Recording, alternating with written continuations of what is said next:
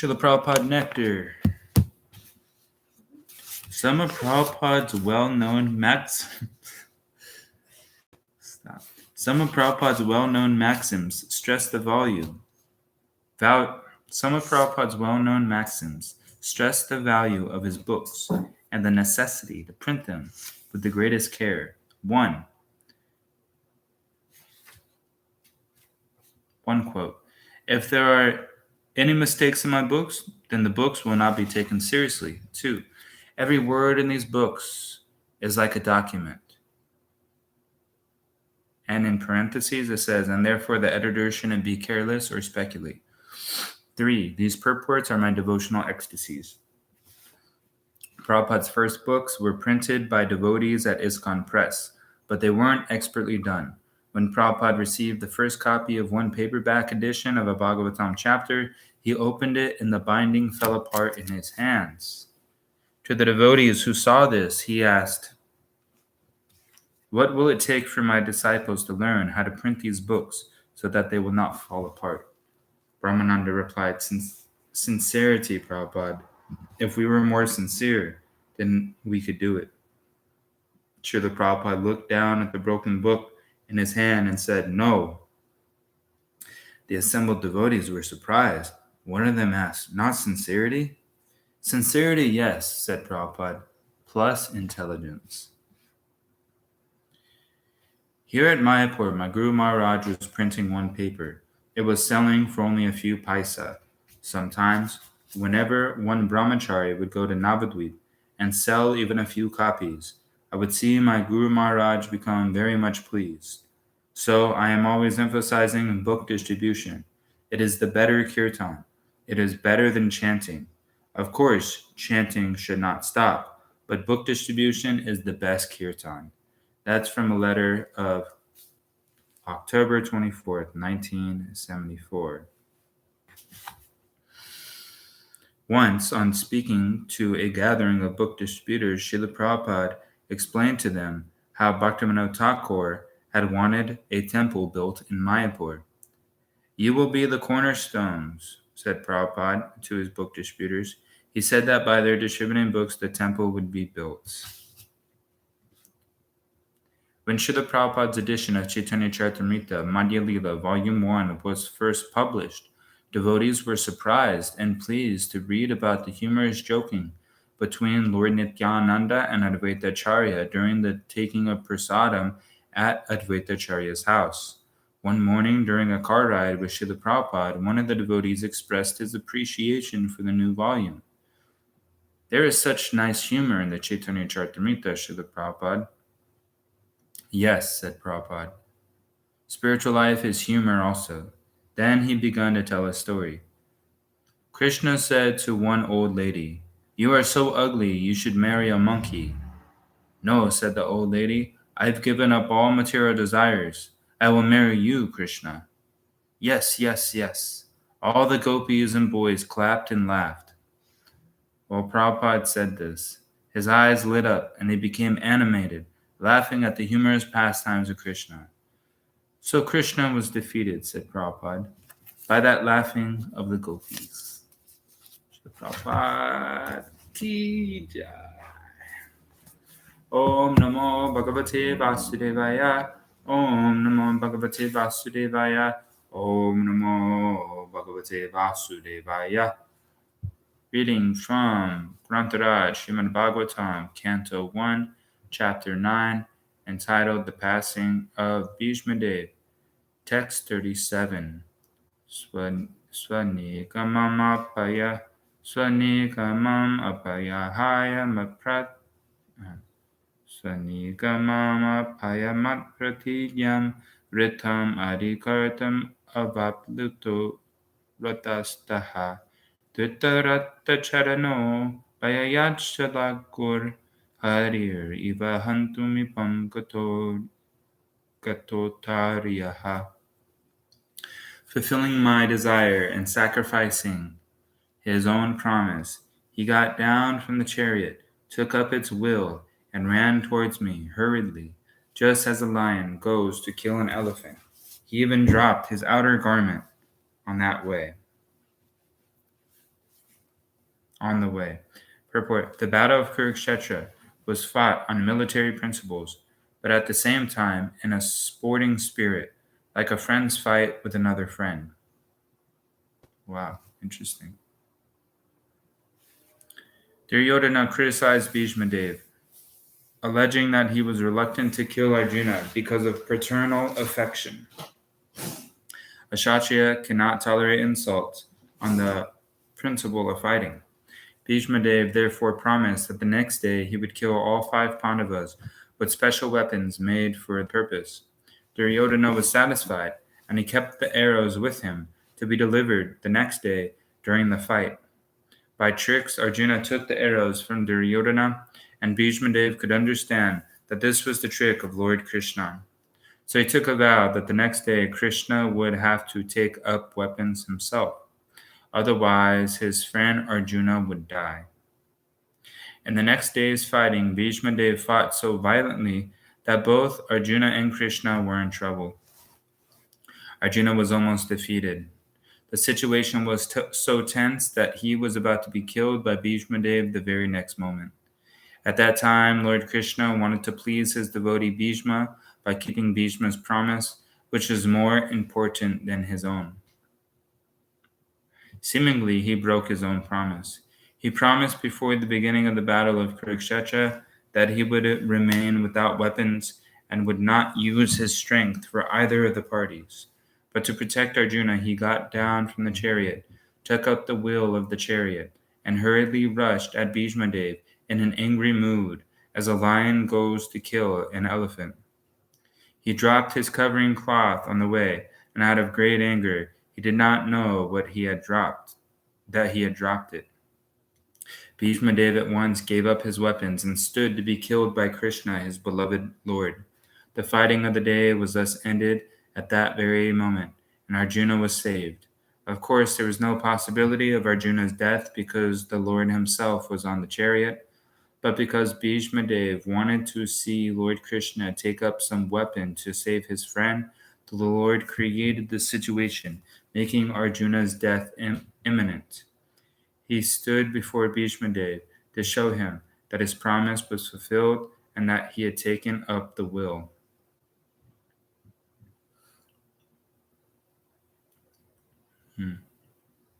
Text 38.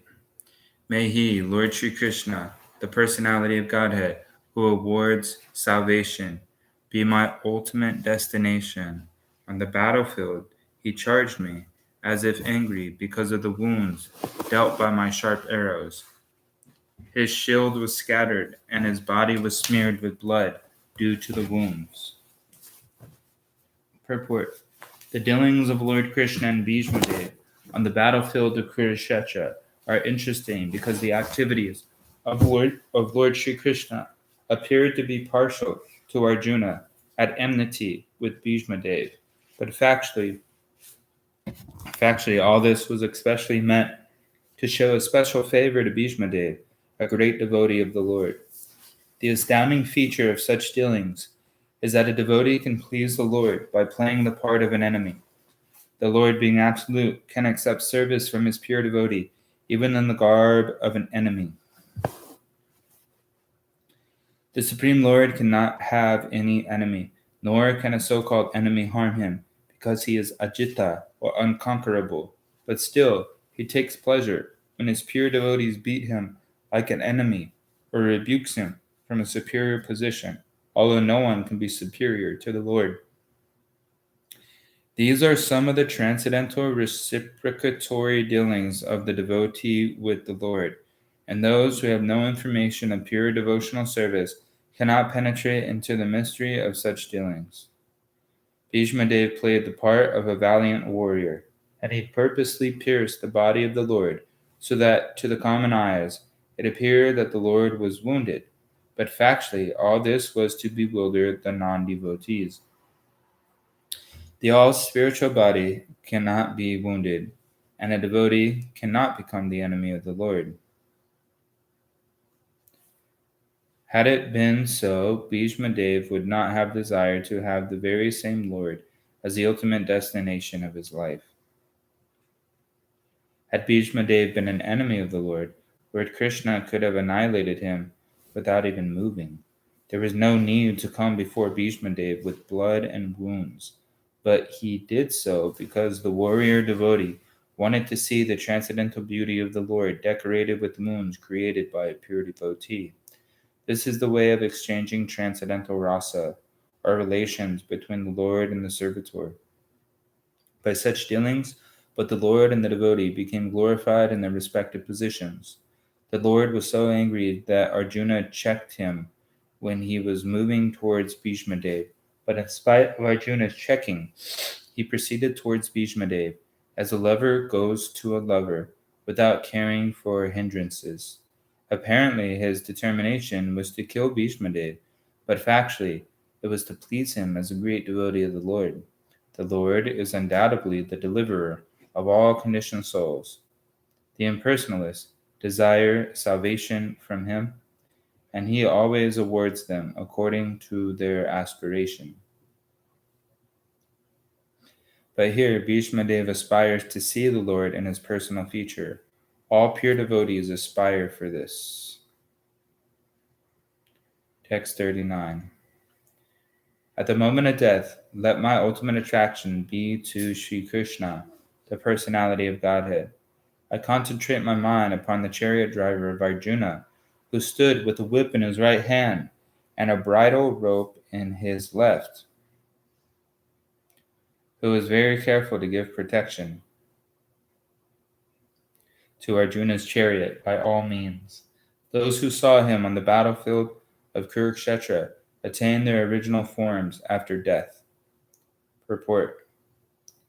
A pure devotee of the Lord constantly sees the presence of the Lord within himself because of being transcendentally related by loving service. Such a pure devotee cannot forget the Lord for a moment. This is called trance. The mystic yogi tries to concentrate upon the supersoul by controlling the senses from all other engagements, and thus he ultimately attains samadhi.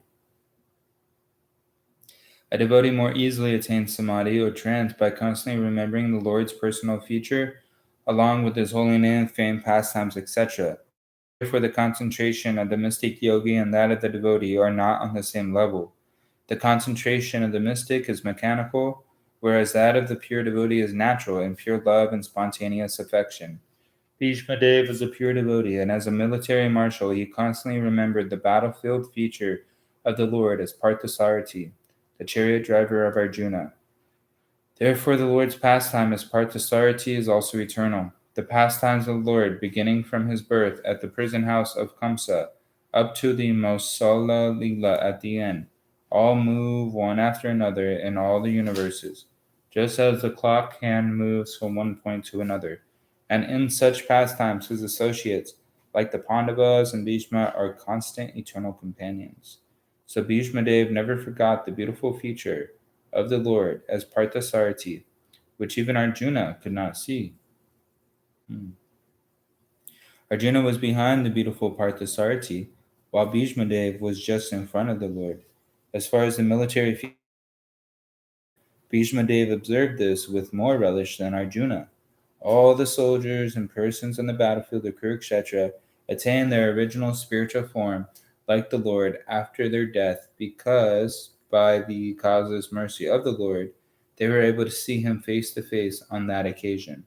The conditioned souls rotating in the evolutionary cycle from the aquatics up to the form of Brahma are all in the form of Maya or the form obtained by one's own actions and awarded by material nature. The material forms of the conditioned souls are all foreign dresses, and when the conditioned soul becomes liberated from the clutches of material energy, he attains his own original form. The impersonalist wants to attain the impersonal Brahman effulgence of the Lord, but that is not at all congenial to the living sparks, parts and parcels of the Lord.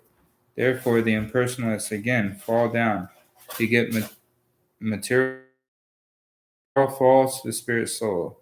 A spiritual form like the Lord's, either two-handed or four-handed, is attained by the devotees of the Lord, either in the Vaikunthas or in the Goloka planet. according to the original nature of the soul. This form, which is 10% spiritual, is the Sarup of the living being, and all the living beings who participated in the battlefield of Kurukshetra on both sides attained their Sarup, as confirmed by Bhishmadev.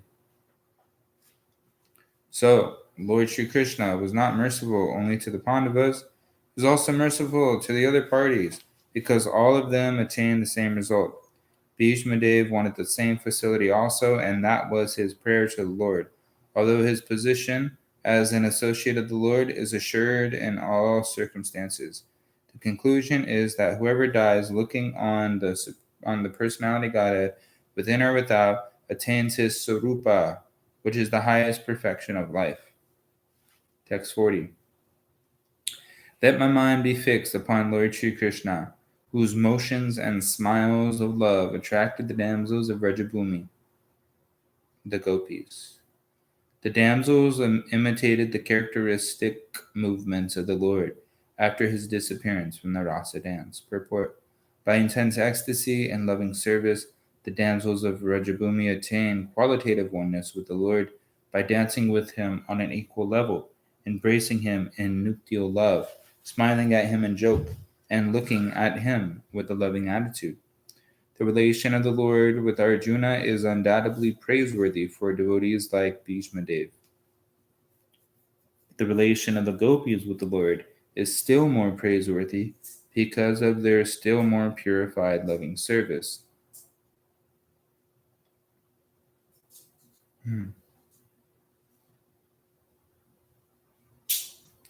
By the grace of the Lord, Arjuna was fortunate enough to have the fraternal service of the Lord as chariot driver, but the Lord did not award Arjuna. The gopis, however, practically became one with the Lord by attainment of equal footing with the Lord. Bhishma's aspiration to remember the gopis is a prayer to have their mercy also at the last stage of his life. The Lord is satisfied more when his pure devotees are glorified. And therefore Bhishmadev has not only glorified the acts of Arjuna, his immediate object of attraction, but has also remembered the gopis, who were endowed with unrivaled opportunities by rendering loving service to the Lord. The gopis' equality with the Lord should never be misunderstood to be like the Sayujya liberation of the impersonalist. The equality is one of perfect ecstasy, where the differential conception is completely eradicated, for the interests of the lover and the beloved become identical. Text 41.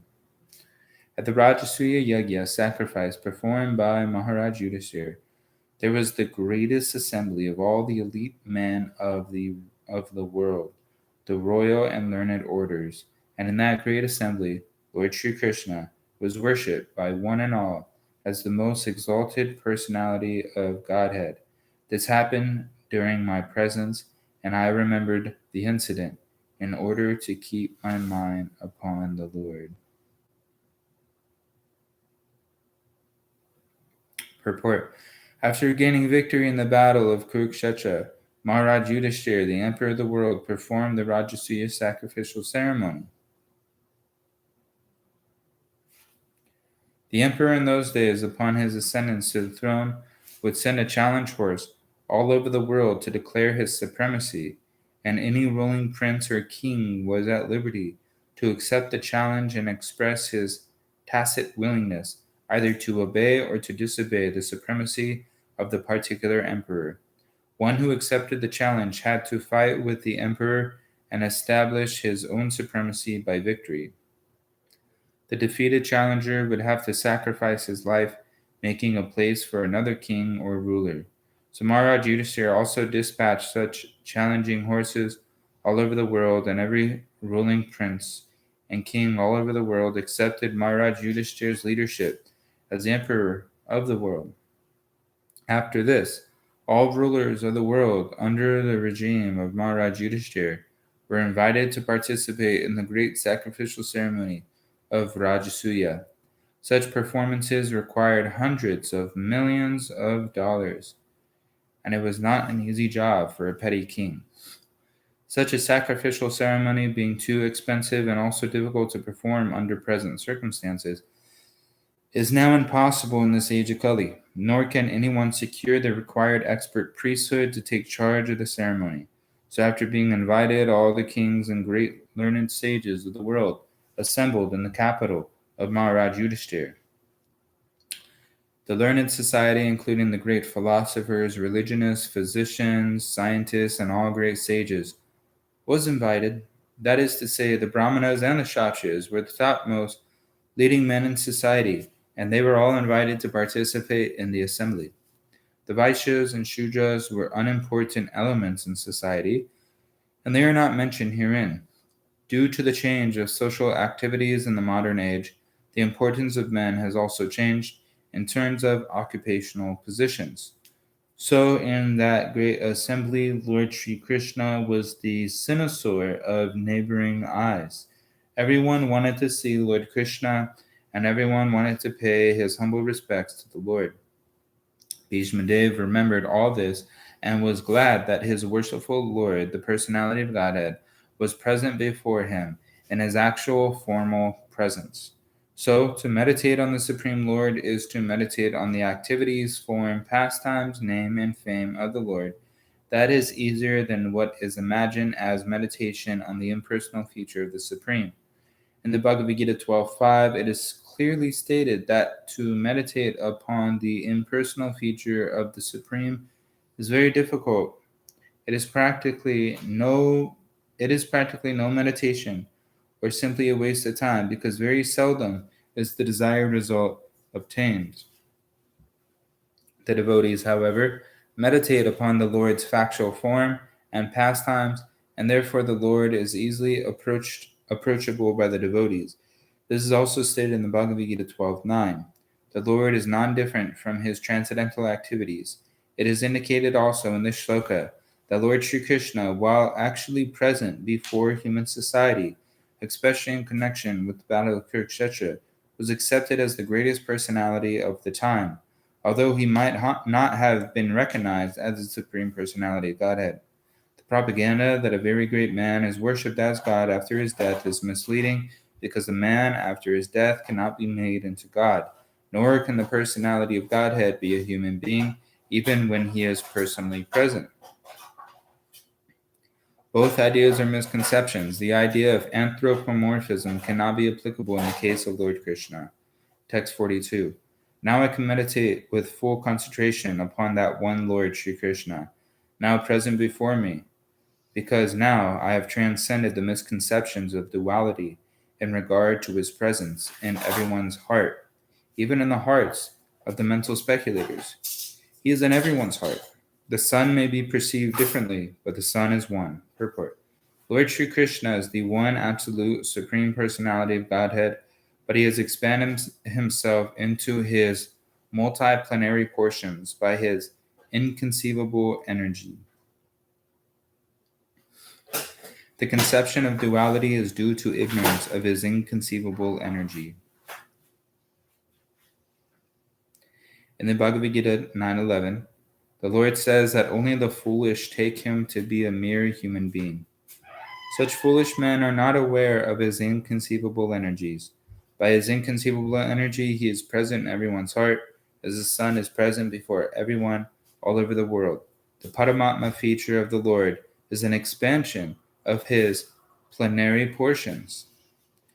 He expands himself as Paramatma in everyone's heart by his inconceivable energy, and he also expands himself as the glowing effulgence of the Brahmajyoti by expansion of his personal glow.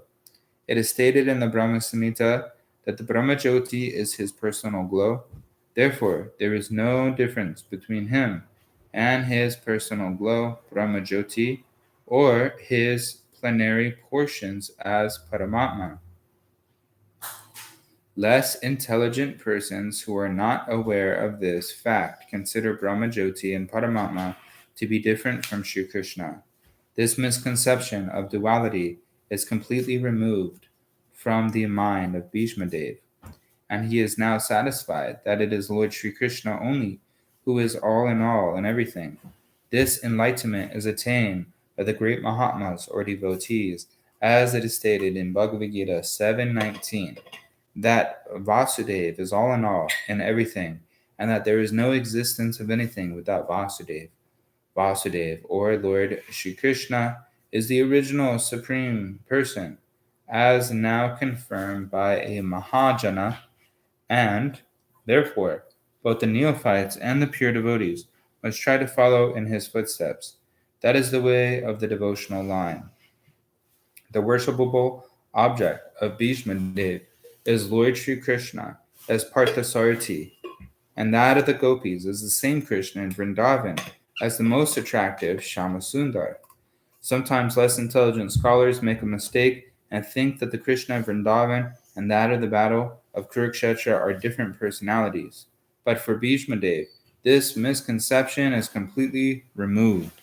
Even the impersonalist object of destination, even the impersonalist object of destination is Krishna as the impersonal Jyoti, and the yogi's destination of Paramatma is also Krishna. Krishna is both Brahmajyoti and localized Paramatma, but in Brahmajyoti or Paramatma, there is no Krishna or straight relations with Krishna. In his personal feature, Krishna is both Parthasarathi and Shamasundar of Vrindavan. But in his impersonal feature, he is neither in the Brahmajyoti nor in the Paramatma.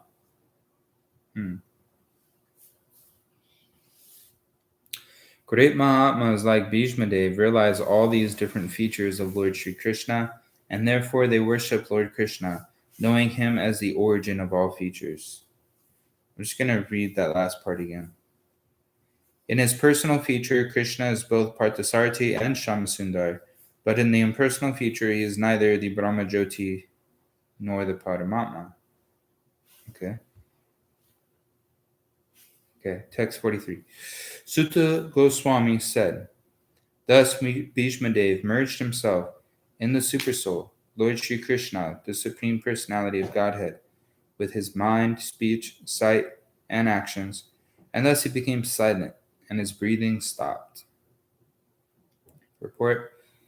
The stage attained by Bhishma Dev while quitting his material body is called Nirvikalpa Samadhi, because he merged his self into thinking of the Lord and his mind into remembering his different activities. He chanted the glories of the Lord, and by his sight he began to see the Lord personally present before him, and thus all his activities became concentrated upon the Lord without deviation. This is the highest stage of perfection, and it is possible for everyone to attain this stage by practice at devotional service. The devotional service of the Lord consists of 9 principles of service activities, and they are hearing, chanting, remembering, serving the lotus feet, worshiping, praying, executing the orders, fraternizing, and fully surrendering. Any one of them, or all of them, are equally competent to award the desired result, but they require to be practiced persistently under the guidance of an expert devotee of the Lord. The first item, hearing, is the most important item of all, and therefore hearing of the Bhagavad Gita and, later on, Srimad Bhagavatam is essential for the serious candidate who wants to attain the stage of Bhishma Dev at the end. The unique situation at Bhishma Dev's time of death can be attained, even though Lord Krishna may not be personally present. His words of the Bhagavad Gita or those of Srimad Bhagavatam are identical with the Lord. They are sound incarnations of the Lord, and one can fully utilize them to be entitled to attain the stage of Sri Bhishma Dev, who is one of the 8 Vasus. Every man or animal must die at a certain stage of life, but one who dies like Bhishma Dev attains perfection, and one who dies forced by the laws of nature dies like an animal. That is the difference between a man and an animal. The human form of life is especially meant for dying like Bhishma Dev. Text 44. Knowing that Bhishma Dev had merged into the unlimited eternity of the Supreme Absolute, All present there became silent like birds at the end of the day. Purport. To enter into, or to become merged into the unlimited eternity of the Supreme Absolute means to enter the original home of the living being. The living beings are all component parts and parcels of the absolute personality of Godhead, and therefore they are eternally related with Him as the servitor and the served. The Lord is served by all His parts and parcels as the complete machine is served by its parts and parcels. Any part of the machine removed from the whole is no longer important. Similarly, any part and parcel of the Absolute detached from the service of the Lord is useless. The living beings who are in the material world are all the living beings who are in the material world are all disintegrated parts and parcels of the supreme whole.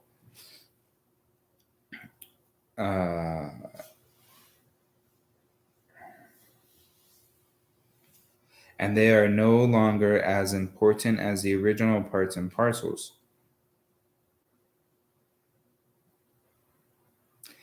There are, however, more integrated living beings who are. Sorry, my Kindle's acting weird.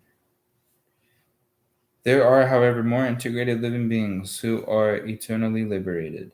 The material energy of the Lord, called Durga Shakti, or the superintendent of the prison house, takes charge of the disintegrated parts and parcels, and thus they undergo a conditioned life under the laws of material nature. When the living being becomes conscious of this fact, he tries to go back home, back to Godhead, and thus the spiritual urge of the living being begins. This spiritual urge is called Brahma Jigyasa, or inquiry about Brahman. Principally, this Brahma Jigyasa is successful by knowledge, renunciation, and devotional service to the Lord. Jnana, or knowledge, means knowledge of everything of Brahman, the Supreme. Renunciation means detachment of material affection.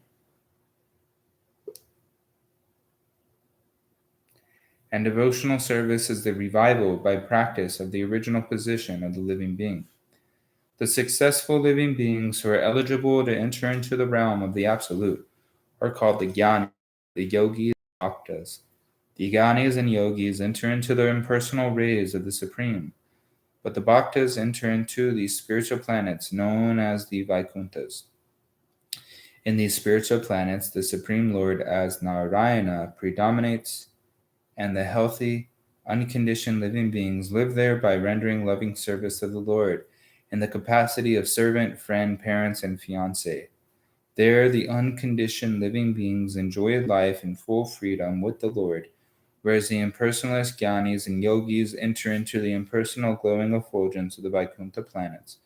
The Vaikuntha planets are all self-illuminating like the sun, and the rays of the Vaikuntha planets are called the Brahmajyoti. The Brahmajyoti is spread unlimitedly, and the material world is but a covered portion of an insignificant part of the same Brahmajyoti. This covering is temporary, and therefore illusion. Bhishmadev is a pure devotee of the Lord, entered the spiritual realm in one of the Vaikuntha planets, where the Lord in his eternal form of Parthasarathi predominates over the unconditioned living beings who are constantly engaged in the service of the Lord. The love and affection which bind the Lord and devotee are exhibited in the case of Bhishmadev. Bhishmadev never forgot the Lord in his transcendental feature as the Parthasarathi, and the Lord was present personally before Bhishmadev while he was passing to the transcendental world. That is the highest perfection of life. Text 45. Thereafter, both men and demigods sounded drums in honor, and the honest royal order commenced demonstrations of honor and respect. And from the sky fell showers of flowers. Purport. Bhishmadev was respected both by the human beings and by the demigods. The human beings live on Earth and similar other planets in the Bohr and Bouvar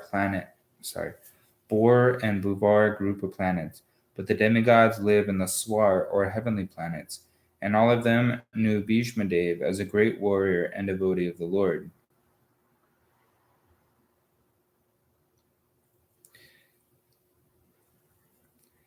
As a Mahajana or authority, he was on the level of Brahma, Narada, and Shiva, although he was a human being.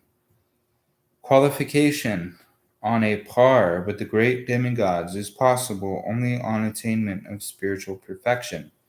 Thus, Bhishmadev was known all over the universes, and during his time, interplanetary travel was affected by finer methods than the futile endeavors of mechanical spacecraft. When the distant planets were informed of the passing away of Bhishmadev, all the inhabitants of the upper planet, as well as the earth, dropped showers of flowers to show uh, due respect to the departed great personality. This showering of flowers from heaven is a sign of recognition by great demigods, and it should never be compared to the decoration of a dead body. The body of Bhishmadev lost its material effects due to being surcharged with spiritual realization, and thus the body was spiritualized as when iron becomes red hot when in contact with fire. The body of a fully self realized soul is not therefore accepted as material. Special ceremonies are observed for such spiritual bodies. The respect and recognition of Bhishmadev are never to be imitated by artificial means, as it has become a fashion to observe the so called Jayanti ceremony for any and every common man. According to authorized shastras, such a Jayanti ordinary man, however exalted he may be materially, is an offense to the Lord, because Jayanti is reserved for the day when the Lord appears on the earth. Bhishmadev was unique in his activities, and his passing away to the kingdom of God is also unique. Text 46. O descendant of Bhrigu, Shonaka, after performing funeral rituals for the dead body of Bhishmadev, Maharaj Yudhishthira was momentarily overtaken with grief. Purport.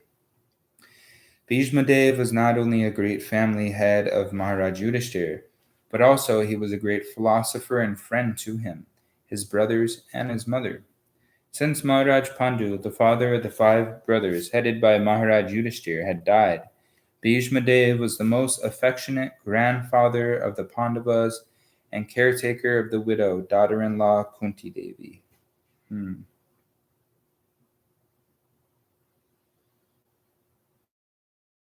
Maharaj Dhritarashtra, the elder uncle of Maharaj Yudhishthira, was there to look after them.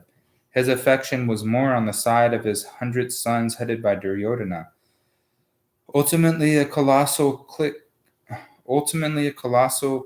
was fabricated to deprive the 5 fatherless brothers of the rightful claim of the kingdom of Hastinapur. There was great intrigue, common in imperial palaces, and the 5 brothers were exiled to the wilderness. But Bhishmadev was always a sincerely sympathetic well-wisher, grandfather, friend, and philosopher to Maharaj Yudhishthira. Even up to the last moment of his life, he died very happily by seeing Maharaj Yudhishthira to the throne. Otherwise, he would have long ago quitted his material body instead of suffering agony over the undue sufferings of the Pandavas. He was simply waiting for the opportune moment, because he was sure and certain that the sons of Pandu would come out victorious in the battle of Kurukshetra, as his lordship Sri Krishna was their protector. As a devotee of the Lord, he knew that the Lord's devotee cannot be vanquished at any time. Maharaj Yudhishthira was quite aware of all these good wishes of Bhishmadev, and therefore he must have been feeling the great separation. He was sorry for the separation of a great soul and not for the material body which Bhishma Dev relinquished. The funeral ceremony was a necessary duty, although Bhishma Dev was a liberated soul. Since Bhishma Dev was without issue, the eldest grandson, namely Maharaj Yudhishthir, was the rightful person to perform this ceremony. It was a great boon to Bhishma Dev that an equally great son of the family undertook the last rites of a great man. Text 47.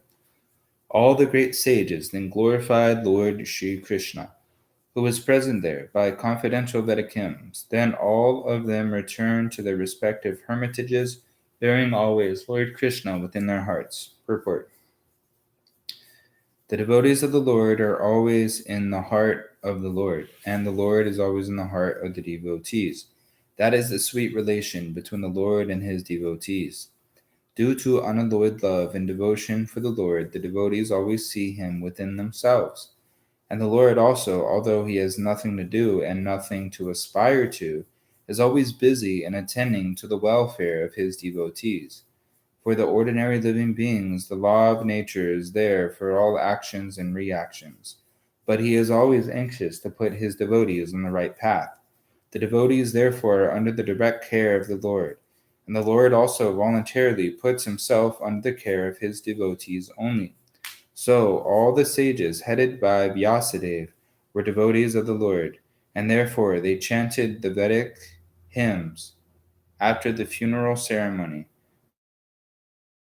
Was present there personally.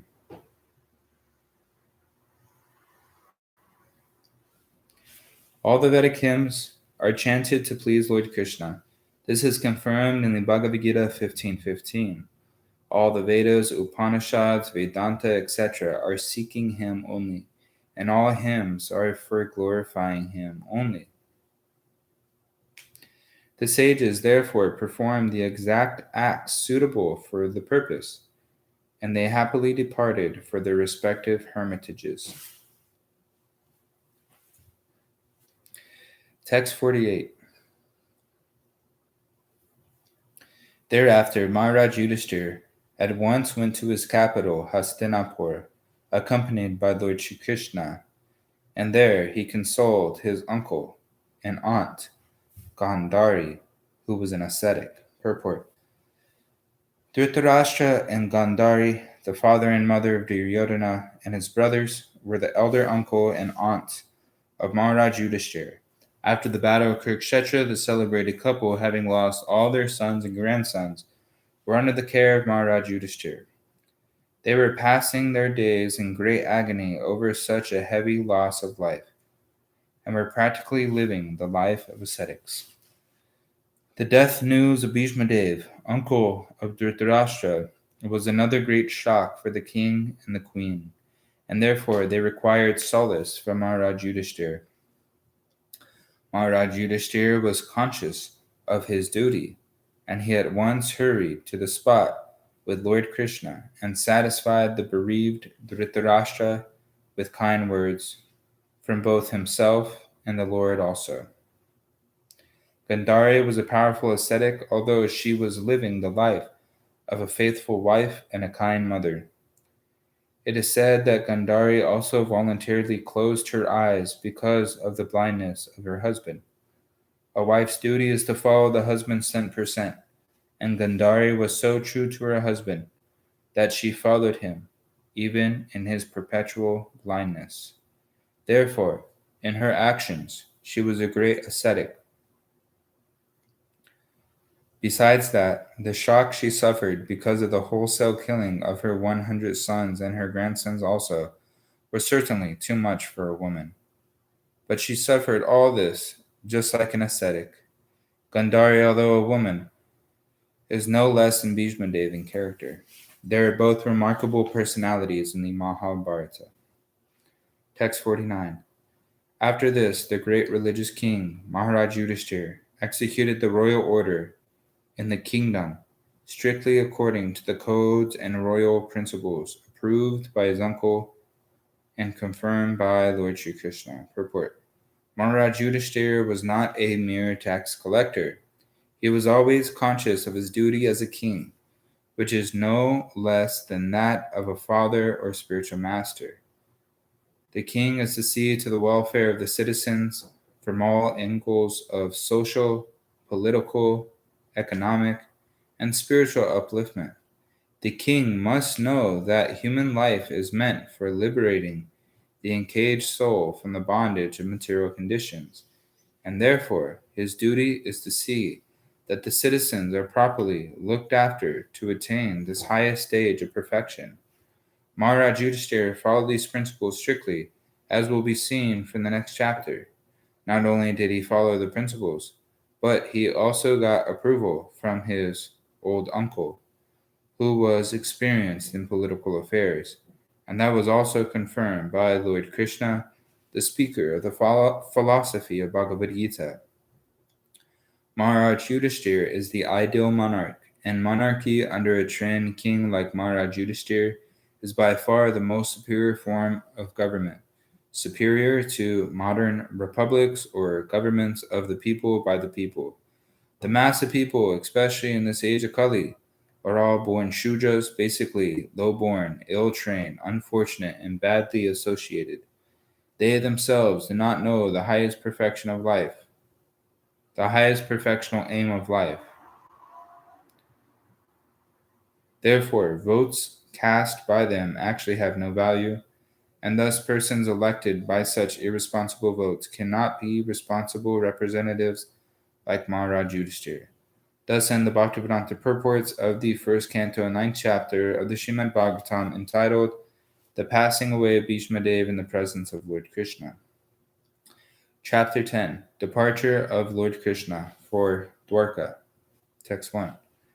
Shonaka Muni asked, after killing his enemies, who desired to usurp his rightful inheritance, how did the greatest of all religious men, Maharaj Yudhishthira, assisted by his brothers, rule his subjects? Surely he could not freely enjoy the kingdom with unrestricted consciousness. Purport. Maharaj Yudhishthira was the greatest of all men of religion. Thus he was not at all inclined to fight with his cousins for the sake of enjoying the kingdom. He fought for the right cause because he fought for the right cause because the kingdom of Hastinapur was his rightful inheritance, and his cousins wanted to usurp it for themselves. He fought, therefore, for the right cause under the guidance of Lord Sri Krishna, but he could not enjoy the results of his victory because his cousins were all killed in the fights. He therefore ruled over the kingdom as a matter of duty, assisted by his younger brothers. The inquiry was important for Shaunaka Rishi, who wanted to know about the behavior of Maharaj Yudhishthira when he was at ease to enjoy the kingdom. Text 2. Sutta Goswami said, Lord Sri Krishna, the Supreme Personality of Godhead, who is the maintainer of the world, became pleased after re-establishing Maharaj Yudhishthira in his own kingdom, and after restoring the Kuru dynasty, which had been exhausted by the bamboo fire of anger.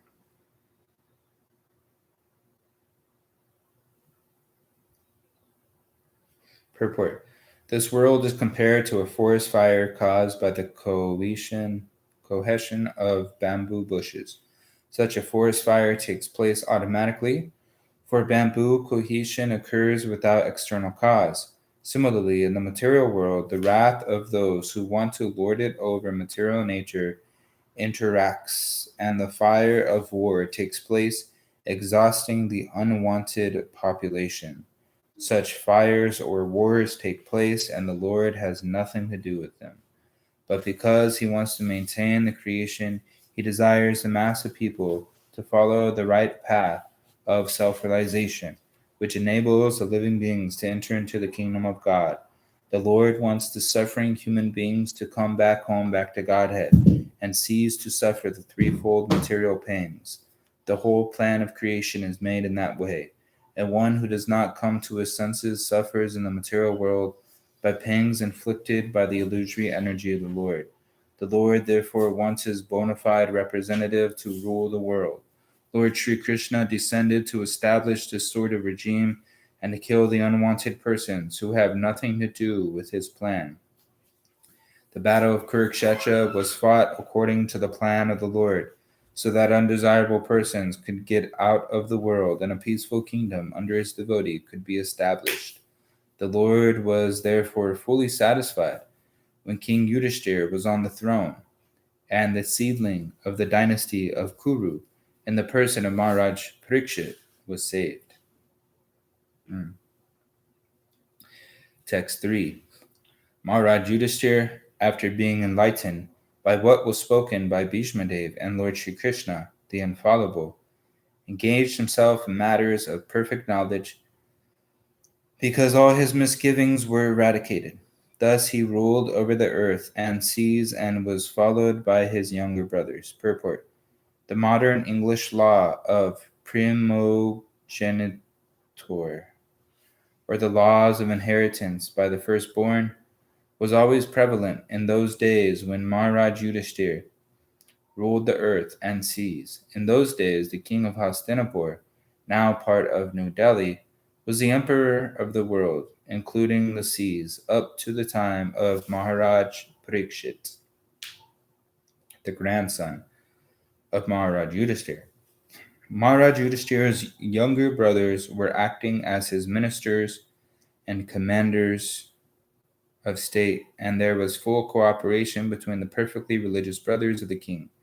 Maharaj Yudhishthir was the ideal king or representative of Lord Sri Krishna to rule over the kingdom of earth and was comparable to King Indra, the representative ruler of the heavenly planets. The demigods like Indra, Chandra, Surya, Varuna, and Vayu are representative kings of different planets of the universe. And similarly, Maharaj Yudhishthir was also one of them, ruling over the kingdom of the earth. Maharaj Yudhishthir was not a typically unenlightened political leader of modern democracy.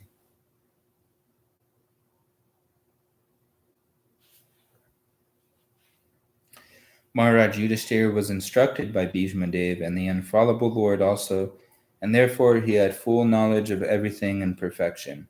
The modern elected executive head of a state is just like a puppet because he has no kingly power. Even if he is enlightened like Maharaj Yudhishthir, he cannot do anything out of his own good will due to his constitutional position.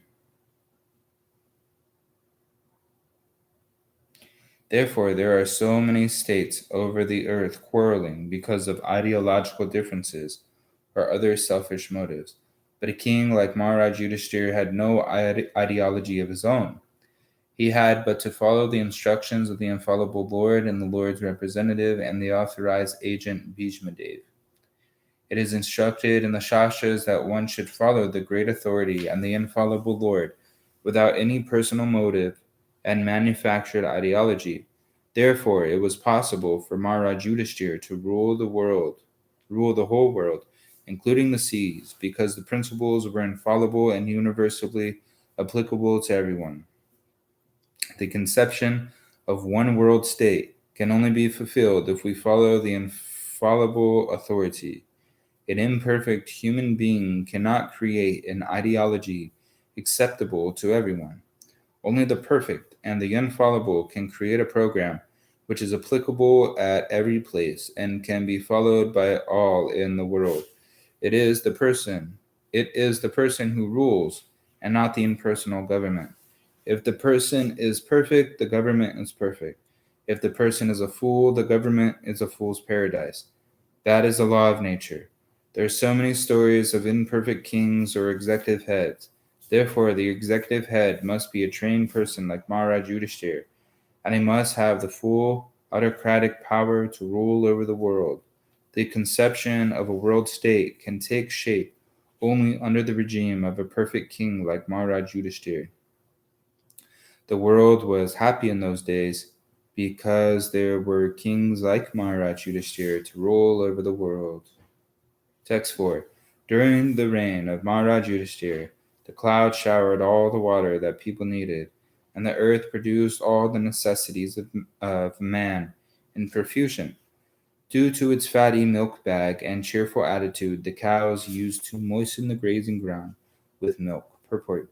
The basic principle of economic development is centered on land and cows. The necessities of human society are food grains, fruits, milk, minerals, clothing, wood, etc. One requires all these items to fulfill the material needs of the body. Certainly, one does not require flesh and fish or iron tools and machinery. During the regime of Maharaj Yudhishthira, all over the world there were regulated rainfalls. Rainfalls are not in the control of the human being. The heavenly king Indradev is the controller of rains, and he is the servant of the Lord. When the people in when the people sorry, when the Lord is ordered tripping. When the Lord is obeyed by the king and the people under the king's administration, there are regulated rains from the horizon, and these rains are the causes of all varieties of production on the land. Not only do regulated rains help ample production of grains and fruits, but when they combine with astronomical influences, there is ample production of valuable stones and pearls. Grains and vegetables can sumptuously feed a man and animals, and a fatty cow delivers enough milk to supply a man sumptuously with vigor and vitality. If there is enough milk, enough grains, enough fruit, enough cotton, enough silk, and enough jewels, then why do the people need cinemas, houses of prostitution, slaughterhouses, etc.? What is the need of an artificial, luxurious life of cinema, cars, radio, flesh, and hotels? Has this civilization produced anything but quarreling individually and nationally? Has this civilization enhanced the cause of equality and fraternity by sending thousands of men into a hellish factory and the war fields at the whims of a particular man? It is said here that the cows used to moisten the pasturing land with milk because their milk bags were fatty and the animals were joyful. Do they not require, therefore, proper protection for a joyful life by being fed with a sufficient quantity of grass in the field? Why should men kill cows for their selfish purposes? Why should man not be satisfied with grains, fruits, and milk, which, combined together, can produce hundreds and thousands of palatable dishes? Why are there slaughterhouses all over the world to kill innocent animals? Maharaj Parikshit, grandson of Maharaj Yudhishthir, while touring his vast kingdom, saw a black man attempting to kill a cow. The king at once arrested the butcher and chastised him sufficiently. Should not a king or executive head protect the lives of the poor animals who are unable to defend themselves? Is this humanity? Are not the animals of a country's citizens also? Then why are they allowed to be butchered in organized slaughterhouses? Are these the signs of equality, fraternity, and nonviolence? Therefore, in contrast with the modern, advanced, civilized form of government, an autocracy like Maharaj Yudhishthir's is by far superior to a so-called animals are killed, and a man less than an animal is allowed to cast votes for another less than animal man. Wow, that's crazy. We are all creatures of material nature. In the Bhagavad Gita, it is said that the Lord Himself is the seed giving Father, and material nature is the mother of all living beings in all shapes. Thus, Mother Material Nature has enough foodstuff, both for animals and for men, by the grace of the Father, Almighty Sri Krishna. The human being is the elder brother of all living beings. He is endowed with intelligence more powerful than animals for realizing the course of nature and the indications of the Almighty Father. Human civilizations should depend on the production of material nature without artificially attempting economic development to turn the world into a chaos of artificial greed and power only for the purpose of artificial luxuries and sense gratification. This is but the life of continuing tomorrow. Om Tat Sat.